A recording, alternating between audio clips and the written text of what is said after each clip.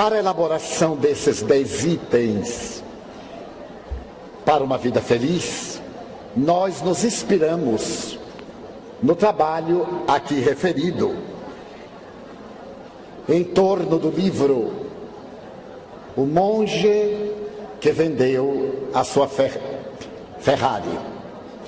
Colocamos dentro do nosso interesse para que melhor corresponda ao nosso temário. Mas a autoria, com o nome de Rituais, é do Dr. Robin Sharma. Então, dizia Confúcio, com muita propriedade, as pessoas corajosas vencem com muito mais facilidade. Porque as pessoas corajosas não temem os insucessos, o que é diferente de fracassos. O fracasso é quando deixamos de lutar. O insucesso, quando não logramos o êxito que perseguíamos naquele momento. Porque o insucesso de hoje é o degrau do êxito de amanhã. Ninguém consegue atingir um alvo sem errar muitas vezes. Na tradição do Oriente, a respeito da arte que produz o arqueiro e a flecha, existe esta tese: quando acertamos no alvo propositalmente e não por acaso, esse êxito é resultado de mais de uma centena de insucessos, de tiros que foram disparados erradamente, até treinar o sistema nervoso para atingir o fulcro dos nossos objetivos. Ninguém, portanto, desista de lutar, porque algo não correspondeu à expectativa logo nas primeiras tentativas. E para que essas tentativas sejam exitosas, torna-se-nos indispensável ver o nosso alvo. É necessário que nós estabeleçamos uma meta alcançável, porque existem metas que, de acordo com a época e a circunstância, não serão alcançadas. É necessário que nós vejamos a meta para podermos atirar a nossa flecha. Se vedarmos os olhos de um arqueiro e o rodarmos e pedirmos que dispare a flecha, é claro que ela de maneira alguma atingirá sua meta, atingirá o alvo. Da mesma forma, nós, aturdidos diante da cegueira dos nossos interesses, quando desejamos alcançar determinada meta, não sabemos onde está e atiramos a esmo, o que constituem contínuos insucessos, não fracassos. Até o momento em que nós tenhamos a coragem de estabelecer a meta, de disparar a flecha que é a nossa vida, as nossas tentativas não serão baldas, serão exercícios para o nosso acerto. Da mesma forma, a nossa capacidade de amar. Muitas pessoas dizem: eu não consigo. Um senhor chegou a declarar-me que ele não sentia absolutamente nenhum afeto, nem pelos filhos, nem pela mulher, nem pelos pais, nem pelos irmãos. E ele era uma pessoa equilibrada, havia conseguido essa harmonia.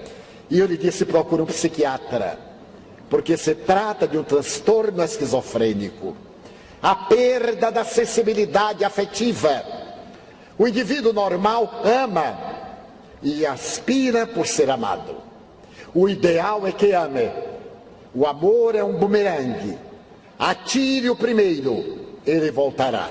Não se preocupem quando nem como ame. E ele me disse: mas isto é um transtorno esquizofrênico? Eu digo: de natureza depressiva bipolar. Esse bem-estar que você aparentemente sugere é uma fase do transtorno bipolar. Porque o transtorno bipolar é chamado transtorno da afetividade na área da personalidade. É, portanto, a ausência de dopamina, a substância da felicidade, ou é excesso da dopamina, levando a um transtorno esquizofrênico.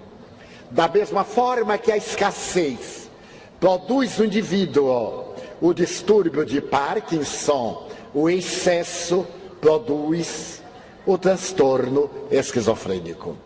Então, nossa normalidade é algo muito sutil, não é uma horizontal, é uma leve sinuosa.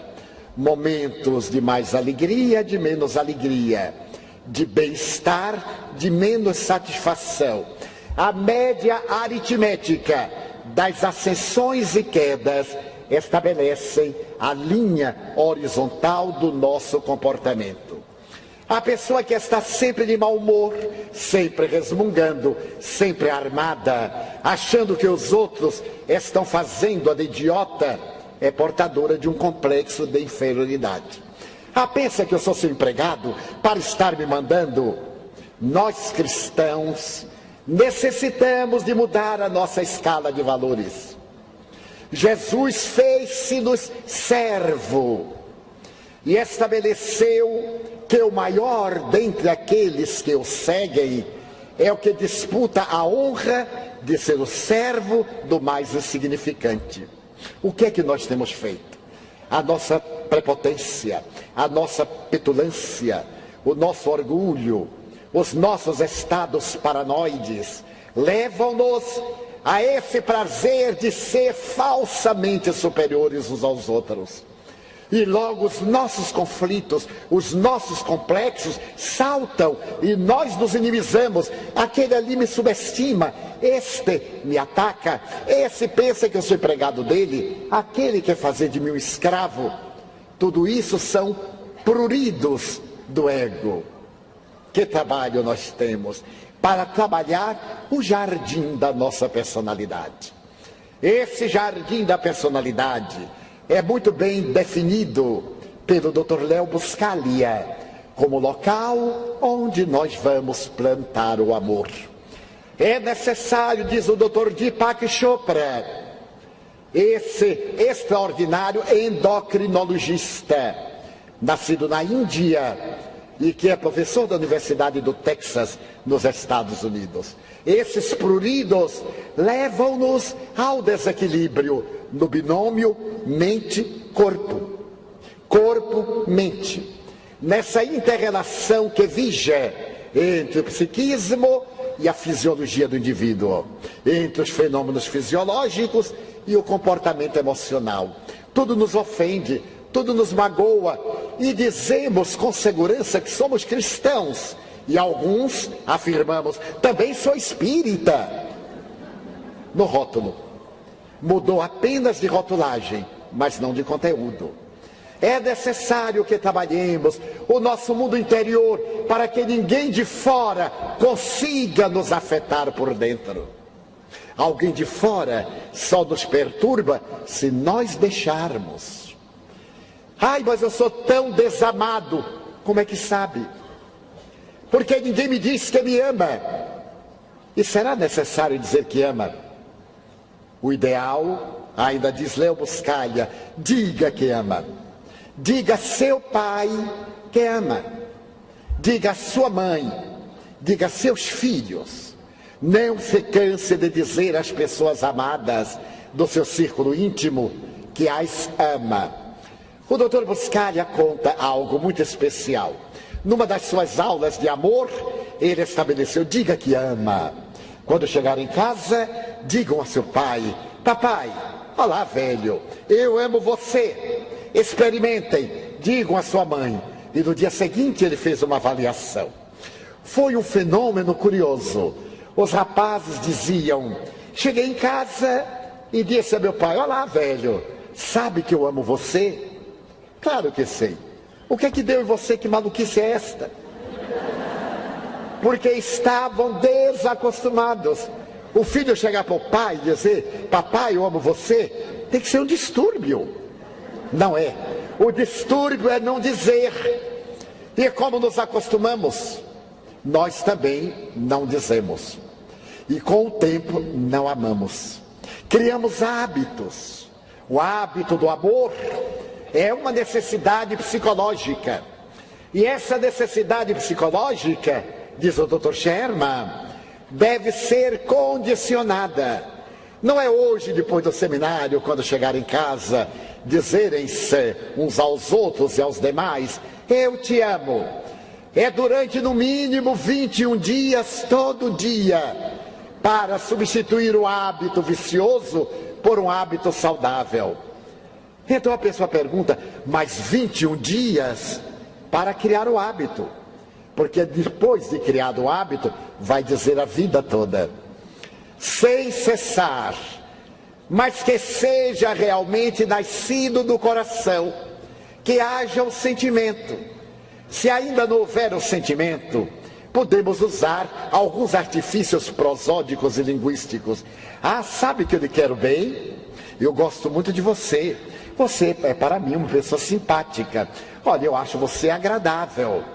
São graduações que vão levar ao momento da declaração final. Eu amo você. Porque nós amamos as pessoas que nos são simpáticas, aquelas que nos são agradáveis, aquelas com as quais nós nos afinizamos. Até o momento em que nós notamos uma dependência positiva da afetividade. Nutrimos-nos uns aos outros das emanações da afetividade. Portanto, do amor. Criarmos o hábito dos 21 dias é muito importante. Então vale a pena anotarmos a data de hoje. E aqui baixinho, se tiver aí um casal, segure-se a mão e diga em português, I love you. Como quem não quer nada. E ria. Ou então, diga em grego, je t'aime.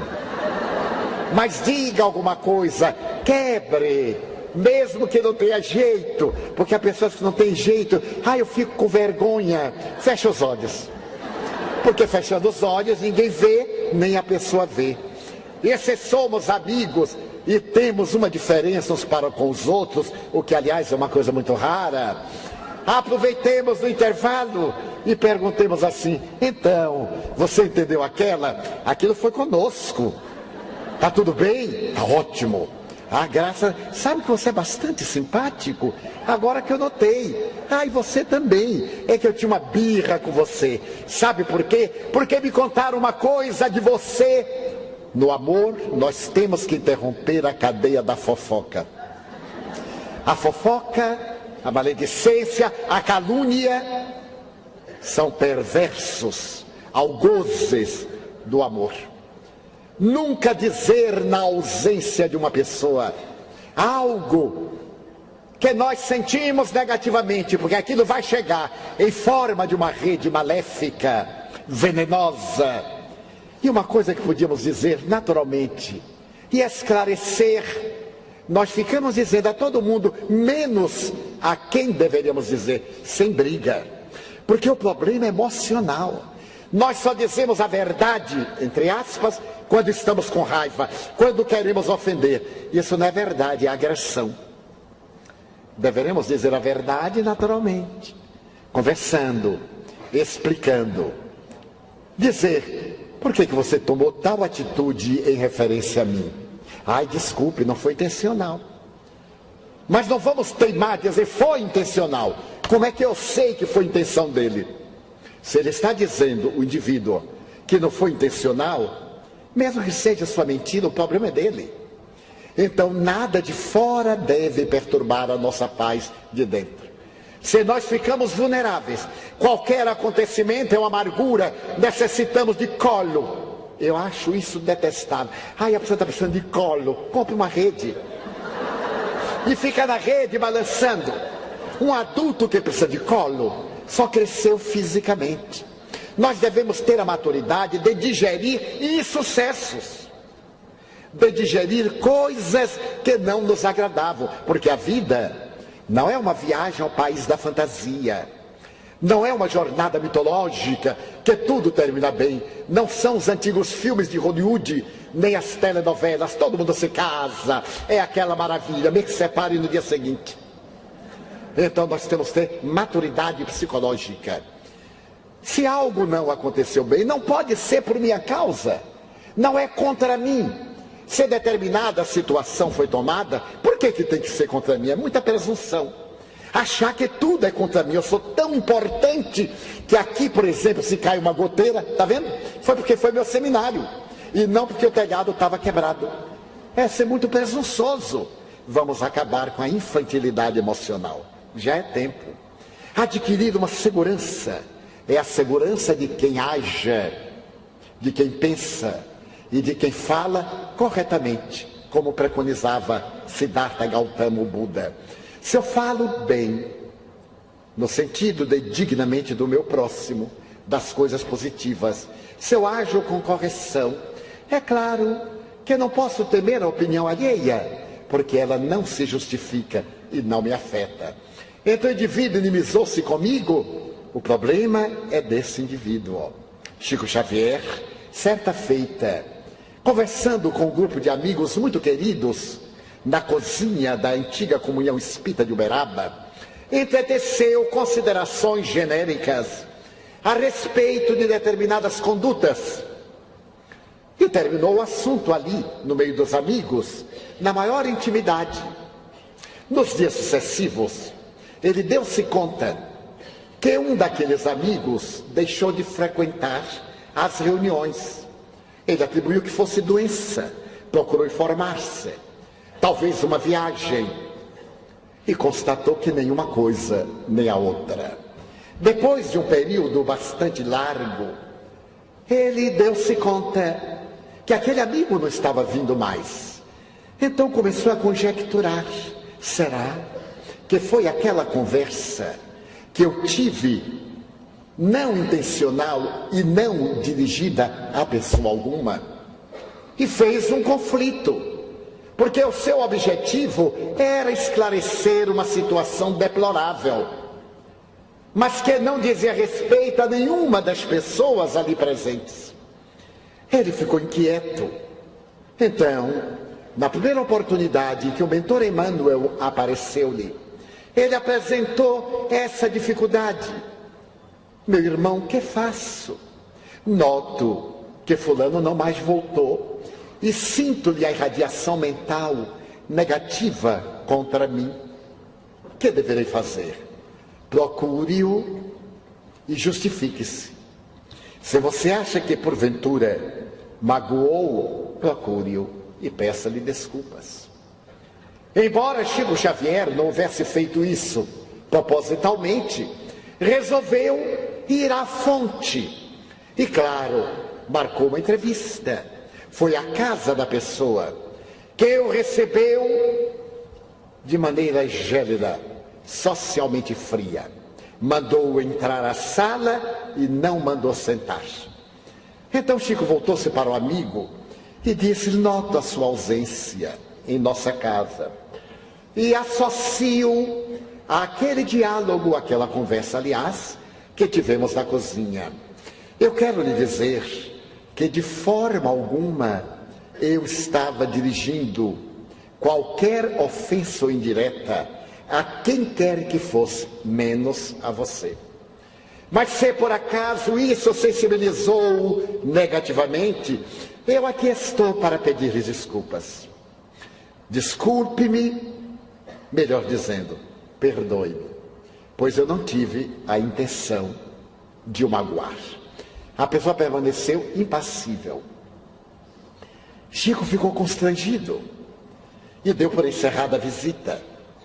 Disse: bem, agora que eu já lhe expliquei, eu gostaria de dar-lhe um abraço.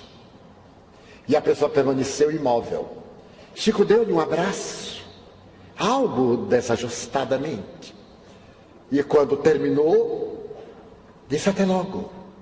A pessoa olhou com bastante desprezo e disse: Chico Xavier, já que você veio até aqui desculpar-se, eu gostaria de dizer uma coisa.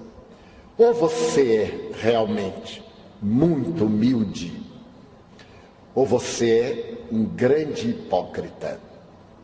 Eu opto pela segunda hipótese. Muito obrigado. E o Chico saiu arrasado.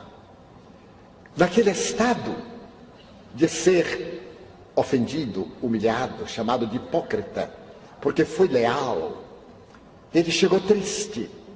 Então Emmanuel perguntou-lhe, por que a tristeza? Por causa do irmão. Mas você não tem nada a ver com isso. É o que ele pensa de você.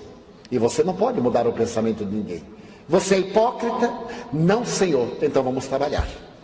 E não tem mais importância a opinião de outrem. E foi trabalhar. E morreu aos 92 anos, leal ao seu compromisso. Amado por uns, detestado por outros. Então o mal dos maus não nos pode fazer mal. Deveremos ter a nossa estrutura e resistir às dificuldades dos vários degraus. Um daqueles mestres de Sirvana, referido pelo Dr. Sharma, apresenta a tese de que nós possuímos forças inesgotáveis. Ele chamou, por exemplo, o indivíduo e pediu-lhe que fizesse algumas flexões. Era uma pessoa desacostumada a qualquer exercício físico. Faça 20 flexões. E a pessoa começou a fazer e foi entrando quase no estado de exaustão, mas conseguiu fazer as 20, transpirando, ofegante. E o mestre disse, agora mais 10. Mestre, eu não aguento mais uma. Agora mais 10. Mestre, agora mais 10. Ele dobrou-se, os braços trêmulos, as pernas de cãibra, na 10ª, e o mestre, viu que você pode? Apenas você não está acostumado, mas poder você pode. Hoje eu poupo, amanhã você vai fazer 35 flexões.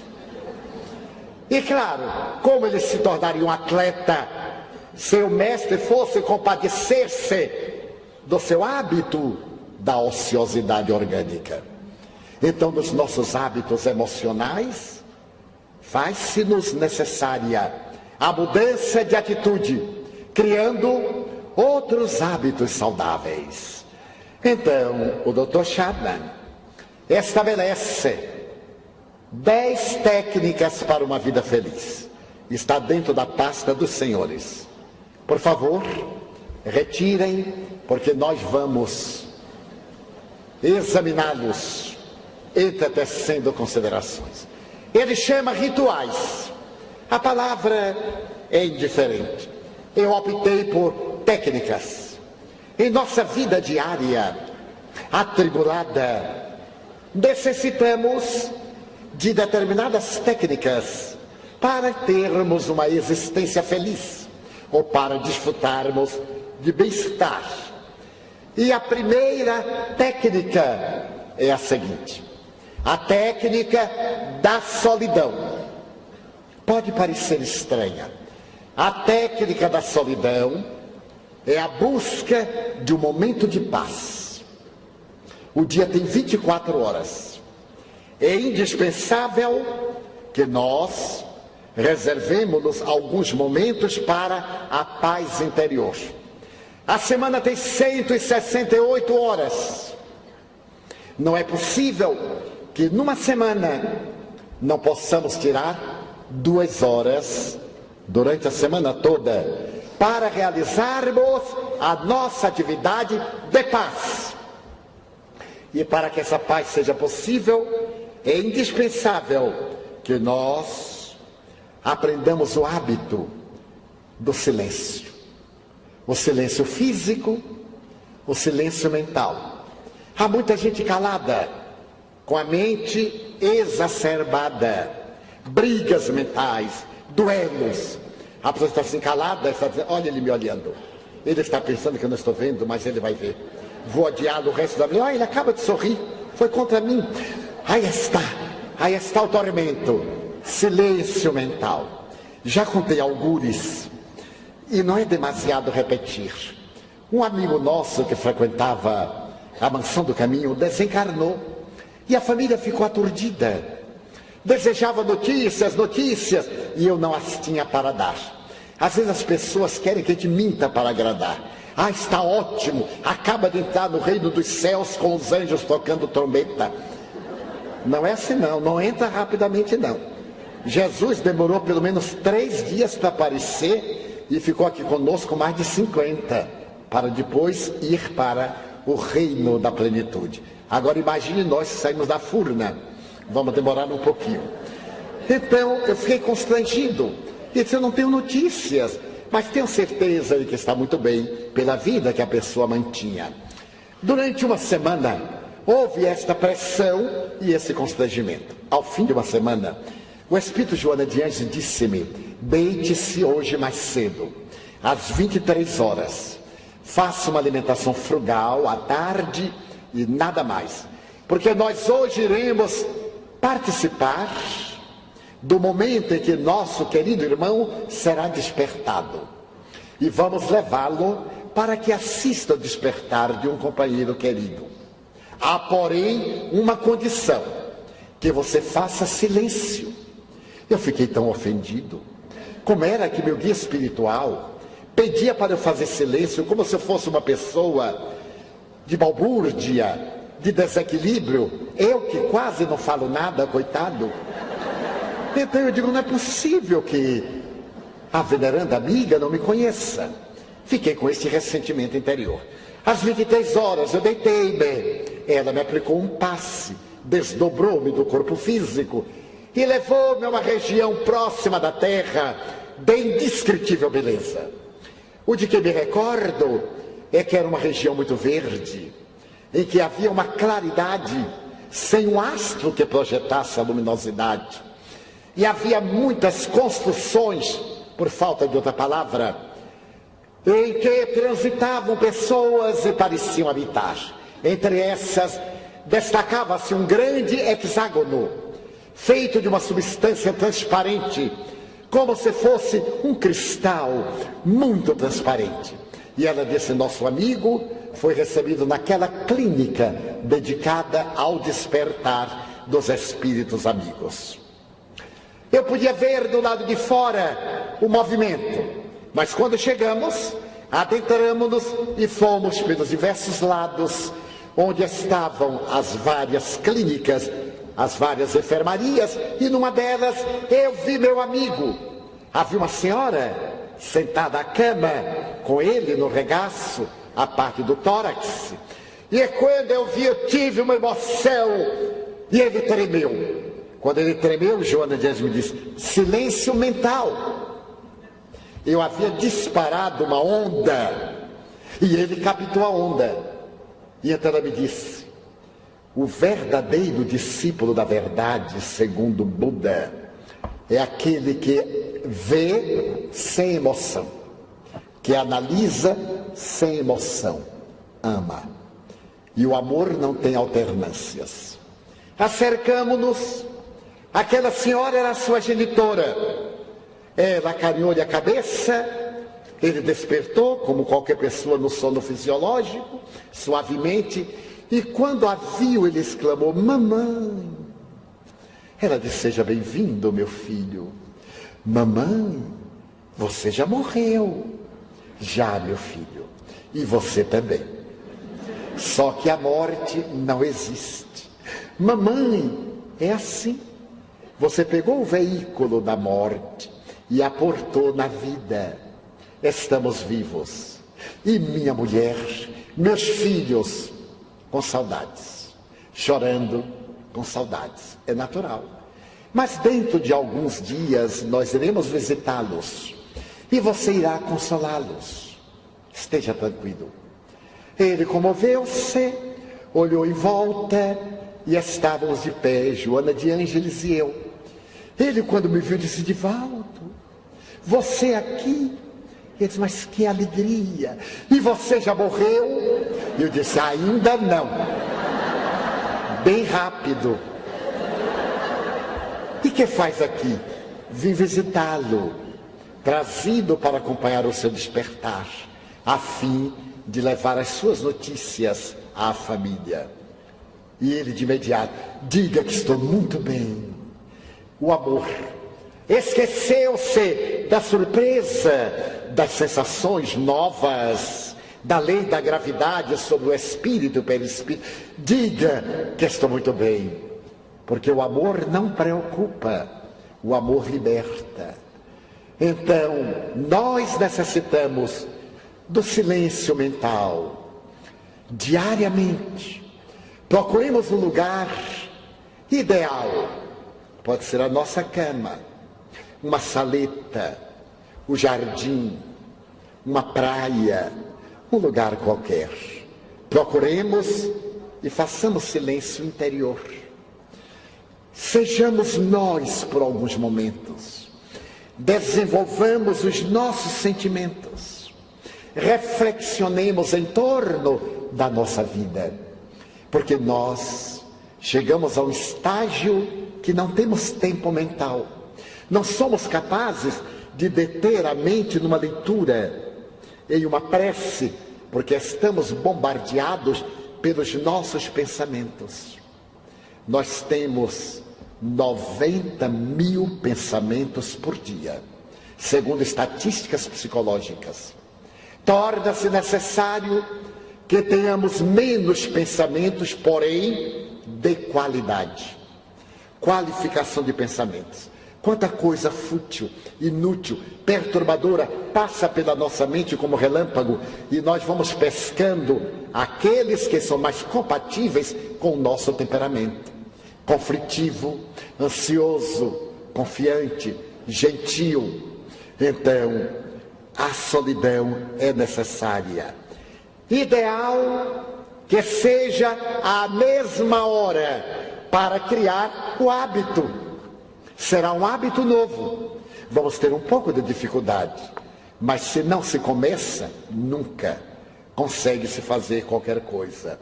Seria ideal se esse momento fosse em contato com a natureza, que nós pudéssemos sentir uma prana eliminado pelas plantas, o prana que está em a natureza, e aspirássemos poucos minutos. Não é necessário fugir do mundo.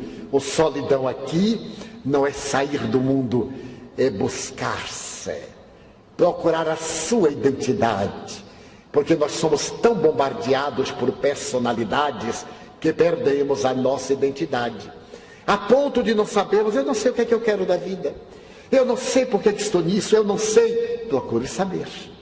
Ninguém lhe vai dizer. Esse projeto é seu, é o projeto da sua vida. Então, levante-se com o sol, se possível, para poder lograr esse êxito, e reserve-se diariamente alguns minutos para a sua solidão. A primeira técnica é chamada solidão. A segunda técnica, o físico. Cuide do corpo.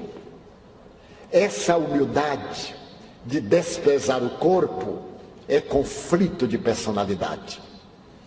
São manifestações de desajuste emocional. A pessoa quer chamar a atenção pelo oposto.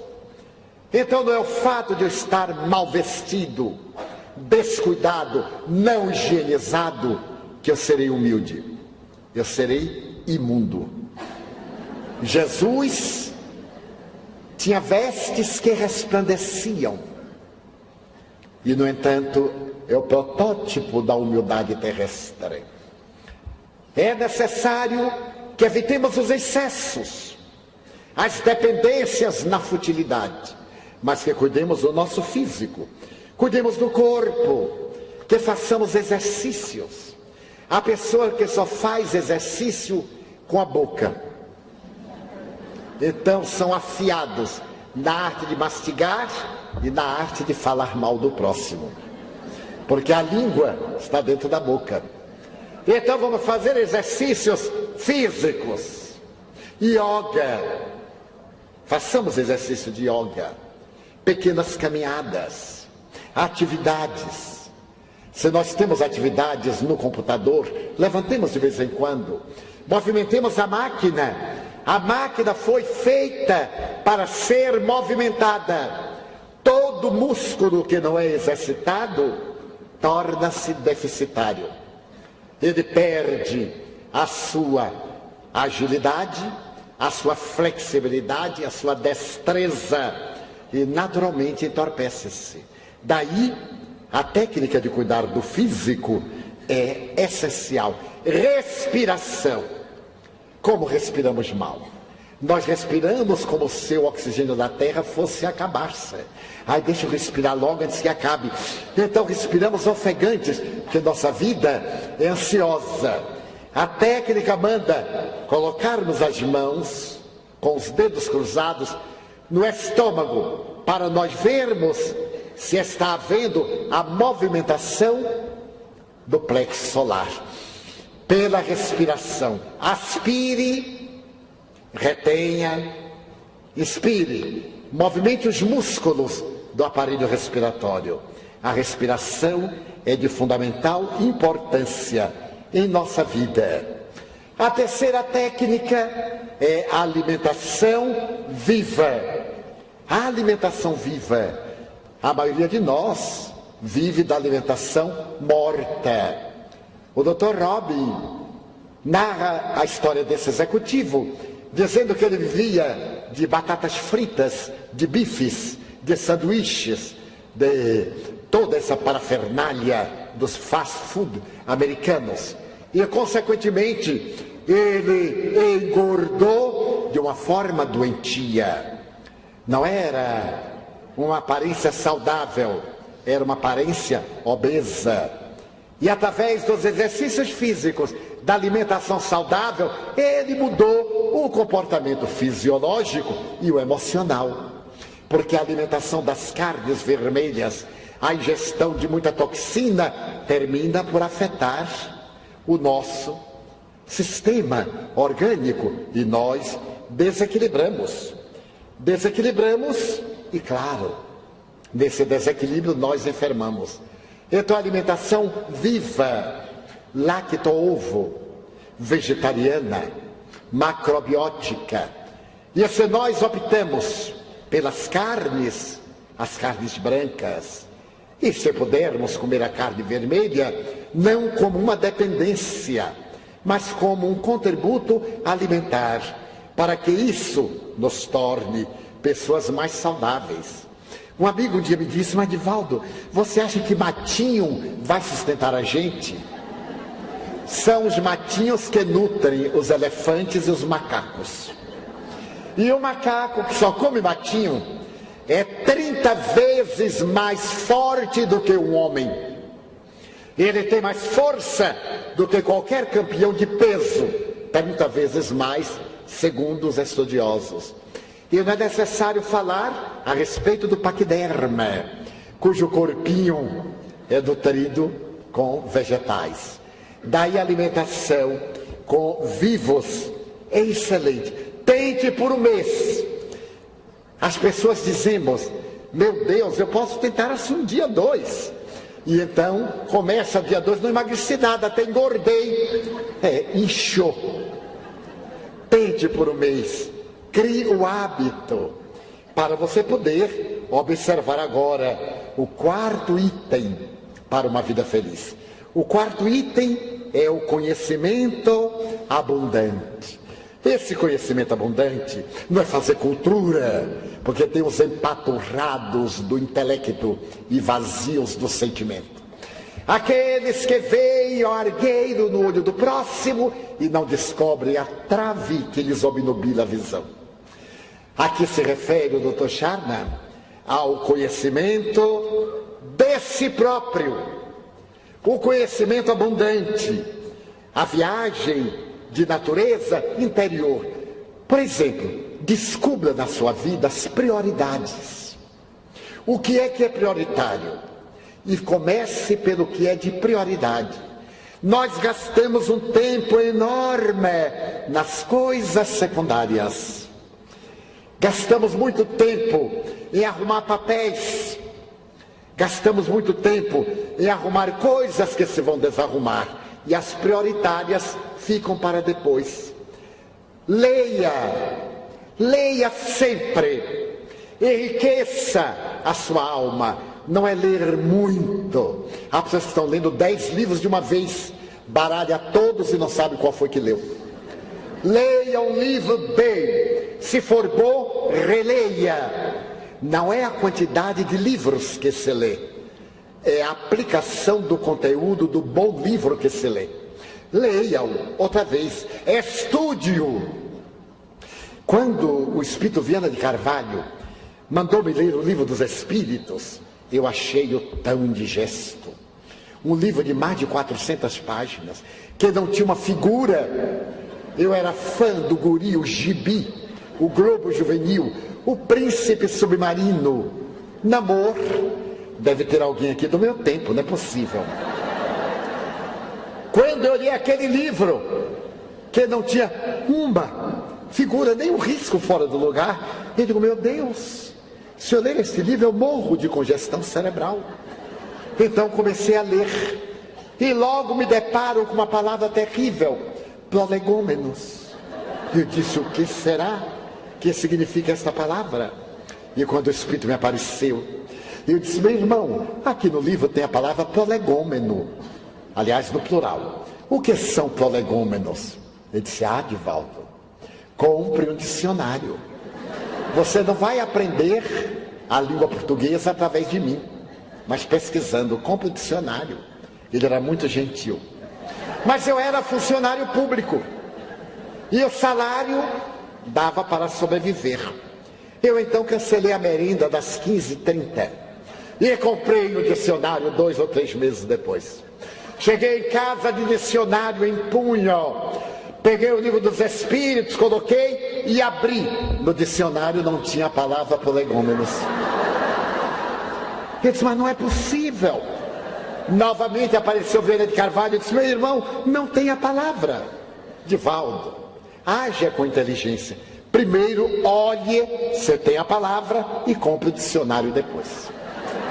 Mais 3 meses de fome, até que eu achei o dicionário que tinha a palavra. Comprei-o, levei-o. Bem, mas nesse ínterim, eu terminei de ler o Livro dos Espíritos, em menos de uma semana. E quando o Viana de Carvalho me apareceu, disse, meu irmão, eu já li o Livro dos Espíritos. Que livro agora eu devo ler? Leia novamente o Livro dos Espíritos. Eu digo, será que ele notou que eu li um pouquinho apressado? Isto é, eu pulava 10 páginas, 15 páginas. Terminei logo. Então eu li honestamente. E descobri uma coisa extraordinária. Eu descobri que Allan Kardec era tão inteligente quanto eu. Meu Deus, ele fez as perguntas que eu gostaria de ter feito. Mas como ele veio antes de mim mais de 100 anos, ele era mais inteligente do que eu, lamentavelmente. Terminei de ler o livro e achei-o notável. Perguntei outra vez ao Viana de Carvalho, e agora? Que livro eu devo ler? Estude o Livro dos Espíritos. Ele, mas esse espírito é fanático. Imagine, tem que estudar. E ele ainda coroou a resposta. Divaldo, o Livro dos Espíritos é um tratado tão profundo que se você viver 100 anos, daqui dentro, digamos, de 80 anos, e você continuadamente lendo, voltar a lê-lo, vai descobrir que ele é perfeitamente atual. Ele diz, espírito é demais. Que coisa! Um livro que a gente vai ter que ler 100 anos, estudar 100 anos, achei que era um pouquinho de exagero. Eu era muito jovem, muito inexperiente, muito estúpido. Então, claro, cheguei à conclusão errada. Passaram-se os anos, e nos anos 60, eu fui convidada para fazer uma palestra em uma universidade. E ali na universidade, apesar do meu medo, considerando a minha pouca capacidade cultural, eu me desincumbi da tarefa. Me foi dado um tema que eu abordei à luz do Espiritismo e consegui sobreviver. Ao terminar, vieram jovens estudantes, fizemos uma roda e um deles disse assim, pois é, porque a física quântica... Eu disse comigo, Ave Maria, O que será essa tal de física quântica? Mas por fora eu continuei rindo, né? Você não acha, Divaldo? Mas eu não sabia o que era.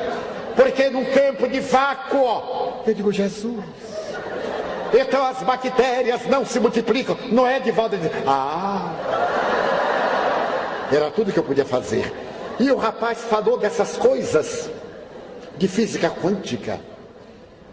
Eu digo, meu Deus, o que será? Quando cheguei a casa, aparece-me Viana de Carvalho. E eu disse, o senhor me enganou. Porque o senhor disse que se eu lesse o livro dos Espíritos, eu ficaria informado a respeito de quase tudo que existe, que está em germe no livro dos Espíritos. E ele perguntou, e qual foi o problema? Hoje, eu tive meu primeiro contato com a física quântica. E o jovem me dizia, não é, Divaldo? Era tudo que eu sabia. E ele disse, mas qual é o problema? No livro dos Espíritos não tem. Com certeza, ele disse, absoluta. A presunção é uma maravilha. Então pegue ali o livro dos Espíritos. Eu tinha todo marcado, porque o livro lido engorda. A gente coloca um sinal, tem pessoa que dobra uma página. Eu não, eu coloco o marcador e coloco a mensagem. E ele vai engordando, é livro lido. Quando é muito magrinho, caquético, não foi lido. É só para decorar a estante. Eu tenho um amigo que comprava livro a metro. Olha, eu necessito de 3 metros de livro para botar na estante. Aí comprava em percalina, os nomes tudo em ouro, eram livros não lidos, magros, debilitados. E o meu livro dos Espíritos estava gordinho, eu puxei, porque agora eu ia vencer o Espírito que me orientava. E eu disse, pois não, aqui está.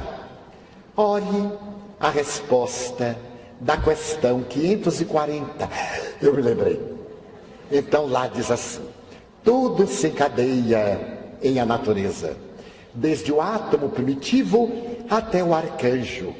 Porque o arcanjo de hoje foi átomo primitivo de ontem, assim como o átomo de hoje será arcanjo amanhã. Em a natureza há um encadeamento incessante. Ele já está, é uma lição de física quântica. Ele disse, mas aqui fala de átomo. Ele disse, porque na época não havia a palavra. Uma pessoa lúcida que leia isto vai entender. Ele quis dizer que eu não era lúcido, eu percebi. Não era uma indireta, era uma direta. E ele me disse, agora eu vou lhe explicar a história de um átomo de carbono. Quando uma estrela novíssima consegue produzir a fissão nuclear desse átomo. E então ele me deu a explicação, eu achei uma maravilha, mas não entendi nada, porque não tinha conhecimento de física linear.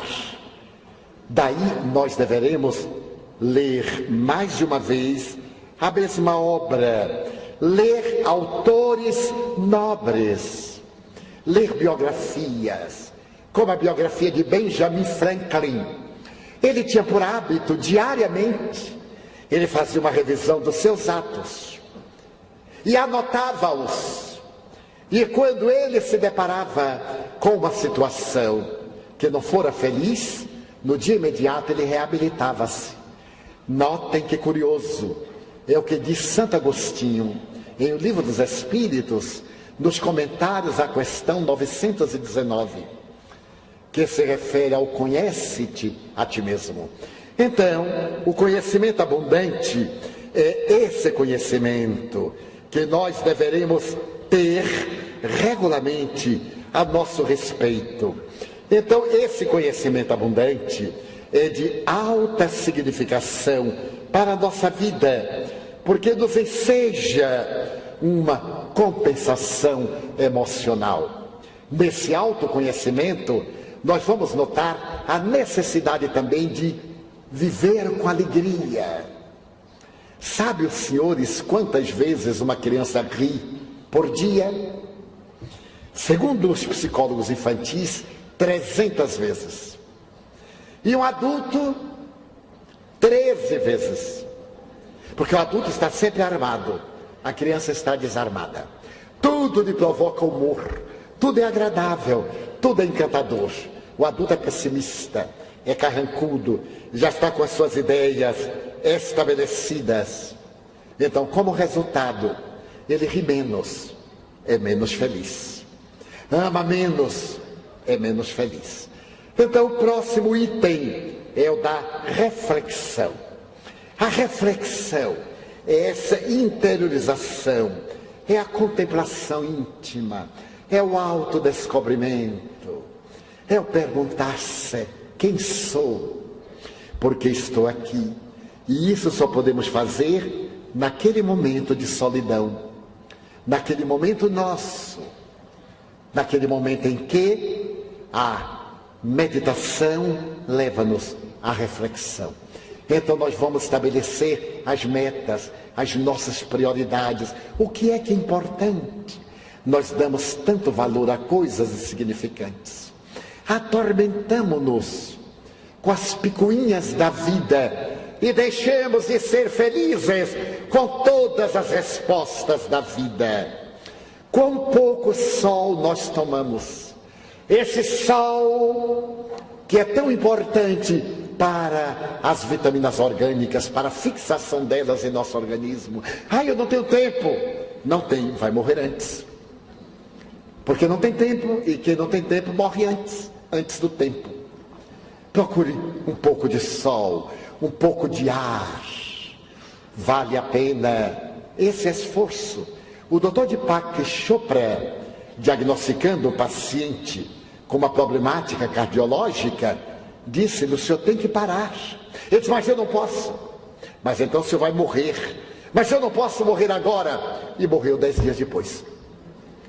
Portanto, ele não podia parar. Parou o corpo, porque ele continuou agitado no além-túmulo, querendo resolver problemas que ficaram com a desintegração molecular. Então, é necessário que nós anotemos os nossos atos de cada dia, os bons, os outros que superemos, que anulemos os aborrecimentos da nossa vida. Como nós cultivamos, com que prazer. Às vezes assim, pensa que eu esqueci. Eu ainda me lembro que no dia 2 de janeiro do ano de 1837, na outra reencarnação, você me fez tal coisa. Imagine que desgraça carregar isso desde o século XIX até hoje, carregando esse lixo que está intoxicando. Como é que pode viver bem? Como é que pode ter uma vida saudável se está envenenado? Deixe o lixo fora. Trabalhe para tirar resíduos, para o aproveitamento. Hoje aproveita-se tudo. Por que nós vamos cultivar o lixo mental? Na reflexão, eliminemos os aborrecimentos, através de superação. Meus amigos, nós somos tão infantis. Aqui estamos 2.000 e poucas pessoas. Muito bem, tudo vai bem. Mas basta que uma pessoa seja grosseira na saída, já arruinou o dia nosso. 1999 não valem diante deste infeliz, que é o teste de nossa resistência. Então, eu sabia, estava bom demais. Comigo assim, sempre acontece uma coisa infeliz quando eu estou bem. Hoje para mim ia ser um dia formidável. Já Deus mandou esse Satanás, aliás, ele é o próprio. E vamos para casa com medo assim, eu vou passar longe dele, porque se ele me olhar, ele vai ver uma coisa. Sabe de outra? Eu nem vou mais. Hoje à tarde eu não vou não, porque ele está lá, ele que governe. E ficamos na santa ignorância com o nosso saco de lixo na cabeça. Quem pode nos tornar felizes? Nós próprios. Então, superemos os aborrecimentos. O outro item, despertar ao alvorecer. Deitar-se com as galinhas e acordar com os galos. Ser um galináceo também. Nós deitamos com os guardas noturnos e levantamos com as pessoas que voltam do trabalho. Trocamos às vezes a noite pelo dia e estamos sempre de mau humor, porque as noites foram feitas para dormirmos, exceto em determinadas atividades que mudamos o metabolismo orgânico e nos adaptamos. Mas nós fazemos de tudo para deitar o mais tarde possível. Estamos driblando o sono. Mas o irmão sono é resultado de neuropeptídeos que nos vão acalmando. O despertar também. Por isso que, quando despertamos de choque, não houve aquelas fases intermediárias entre a inconsciência e a consciência, e nós ficamos o dia inteiro de mau humor. Que eu diga aos pais que têm crianças pequeninas e despertam várias vezes, ficam sonados durante o dia, mas o amor ao filho, à criança, dá-lhe resistência a cada um dos genitores para superar esse mal-estar. Então, é proposto despertar ao alvorecer. Dormir o essencial. Há pessoas que dormem 10 horas, acordam com o rostinho inchado e dizem assim, eu ainda dormiria um pouquinho mais. Porque a vida deles é constituída pelos instintos, comer, dormir e procriar. São pessoas da boca para baixo, são pessoas fisiológicas. Nós deveremos dormir o essencial. Para cada um de nós há um limite ao essencial. Seria ideal, dizia Napoleão Bonaparte, que os homens dormissem 4 horas e as mulheres que são menos resistentes, ele era machista, que dormissem 5 horas. Mas coitadinho de Napoleão, ele foi dormir tão pouco, olha, perdeu o trono e morreu logo depois. Mas nós podemos ter um sono refazente de 6 horas, ao máximo de 7 horas. O importante não é o número de horas que nós dormamos, é a profundidade do sono que nós temos. Um sono refazente, um sono profundo, em poucas horas restabelece o equilíbrio do organismo. Os sonos entrecortados, interrompidos, por mais demorados, nós estamos mais indispostos no dia seguinte. Técnica, recomendo o Dr. Sharma. Não assista televisão antes de dormir. O noticiário, esse noticiário maravilhoso de assassinato, de terremoto, de tsunami, de terrorismo. Por que nós assistimos? É o masoquismo. E vamos ali, tanta tragédia, e dizemos assim, que assim seja. Desligamos a luz e levamos tudo isso. E raramente oramos, porque estamos tão cansados que não temos tempo para orar. Mas para assistir a tragédia informativa da televisão, nós temos. Claro que nos intoxicamos. Vamos criar o hábito de uma boa leitura antes de dormir, de uma boa reflexão, ou de um bom diálogo, os cônjuges, as famílias, uma alimentação frugal, um chá, recomenda ele, um copo de leite quente, de acordo com o paladar de cada qual, um chá refazente de camomila, de capim-santo, erva cidreira, na Mansão do Caminho tem, grátis. Se quiser comprar também, vendemos. Por enquanto é grátis. Então, para relaxar, para irmos a regiões equivalentes. Porque ao desprendermos-nos do corpo, vamos para onde está a nossa fixação mental. Se ela é sensualista, tem aqueles que preferem os filmes pornográficos, que preferem as cenas de terror, a agressividade da violência, o deboche. E é claro, vão para esses redutos, onde mais se intoxicam e retornam em situação deplorável. Logo depois ele propõe a palavra falada. É necessário que mantenhamos as boas palavras. O apóstolo Paulo já dizia, as más palavras corrompem o coração. Que beleza! Há quase 2000 anos, as más palavras corrompem o coração. Coração aqui é sentido a individualidade, a mente, o caráter. Há pessoas que são incapazes de uma frase ser uma expressão chula. Pessoas vêm conversar comigo e não são capazes de 2 frases ser um termo vulgar. Ou se me contar uma coisa sórdida, quando eu não posso interromper, eu digo assim, vamos mudar de tema, porque eu já sou diplomado nessa área, não quero fazer PhD. Vamos então mudar para outro tema. Há tantas coisas lindas, fascinantes, agradáveis, tanto humor saudável. Allan Kardec gostava muito de uma anedota saudável, diz a sua biógrafa Anne Blackwell. E quem que não gosta? Chico Xavier adorava. Nunca me esquecerei, durante a ditadura, ele contar uma anedota, um xista. Ele disse: olha, eu peço licença, ele era muito gentil, mas naqueles dias mais difíceis, uma lotação corria pelas ruas do Rio de Janeiro, e as lotações iam recolhendo todo mundo, por isso eram chamados fominhas, iam recolhendo.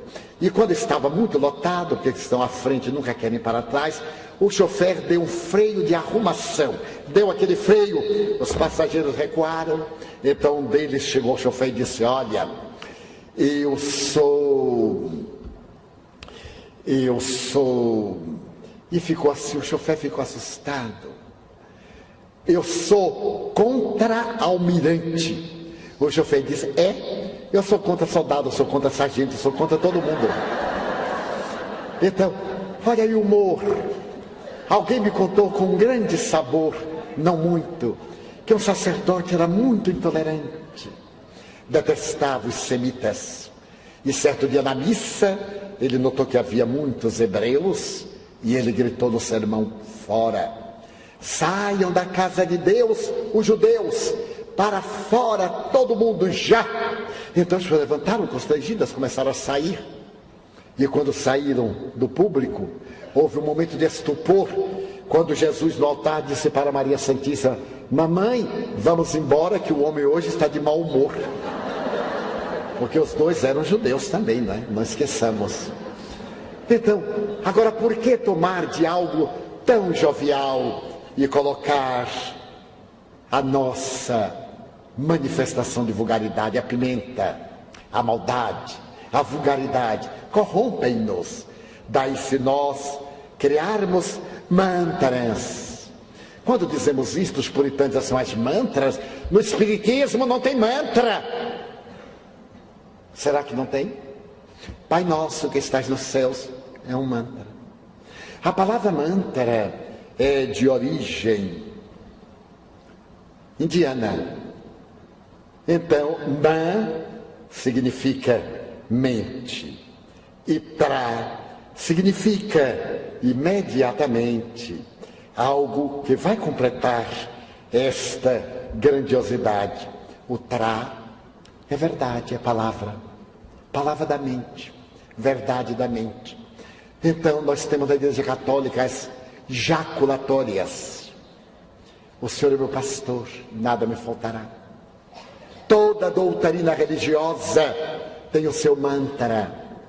Aqui mantra não está no sentido místico, está no sentido de verbalizar a mente, com expressões que mudem o nosso comportamento. O ato de tanto pensar, de tanto falar, vai levar o indivíduo à construção de uma autoimagem. Notem as pessoas: não, eu não valho nada, eu não valho nada, e não valem nada. A sua autoimagem: eu sou uma pessoa idealista, eu sou jovem. Naturalmente o corpo está cansado, mas eu sou jovem. A minha autoimagem vai guiar-me a resultados. Eu sou um lutador, eu sou um triunfador. É um mantra.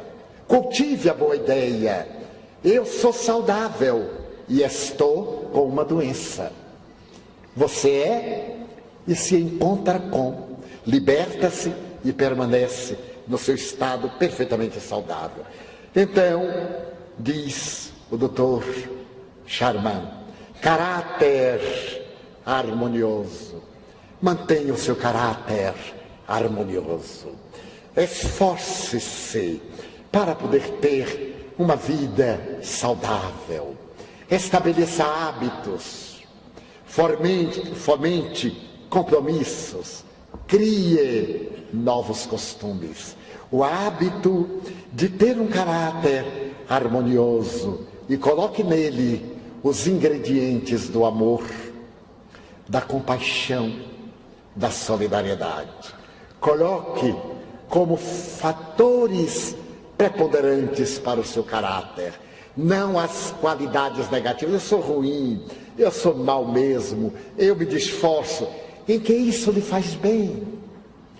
Presunção, isto é inferioridade. Na falta de valores éticos, o indivíduo está exaltando aquilo que é o seu patrimônio infeliz, porque não teve forças nem coragem para libertar-se dessa herança. Por fim, ele propõe a simplicidade. Liberte-se dos excessos, dos atavios, torne sua vida simples, não simplória.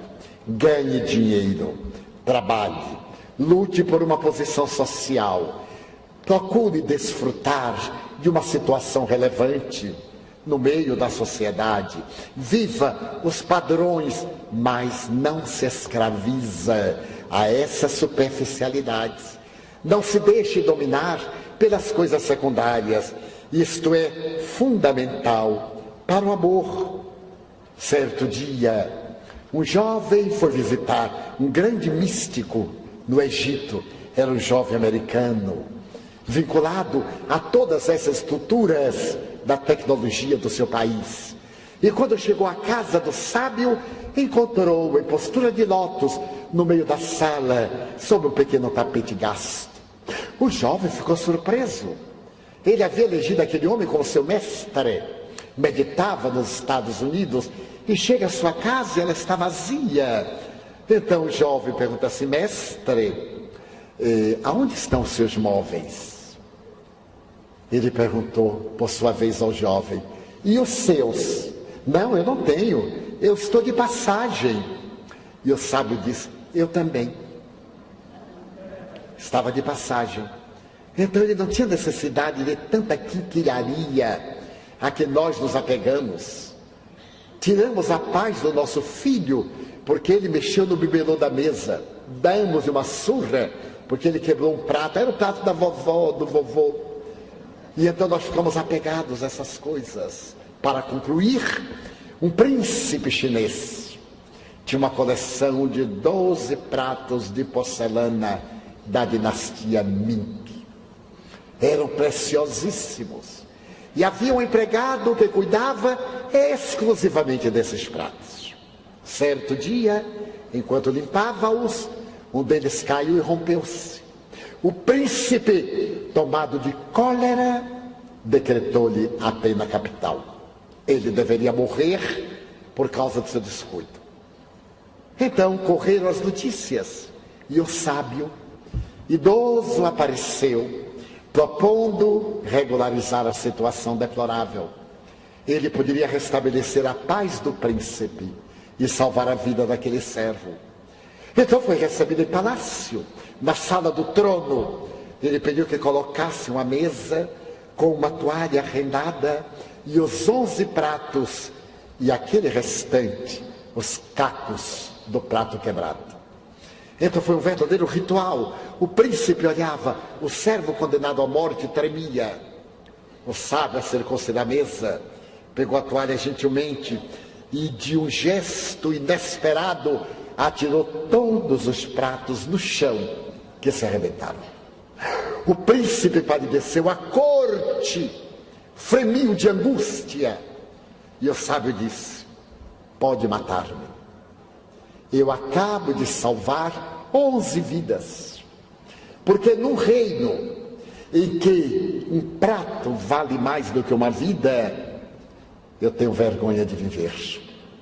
Agora que estão todos quebrados, 11 vidas serão salvas. Ele e eu pagaremos pelo crime de valermos menos do que um prato. Claro, o príncipe despertou, pediu para abraçá-lo e agradeceu. O Senhor falou-me a respeito do amor sem palavras. Eu amava os meus pratos pela ambição. Agora eu amarei as pessoas pela compaixão.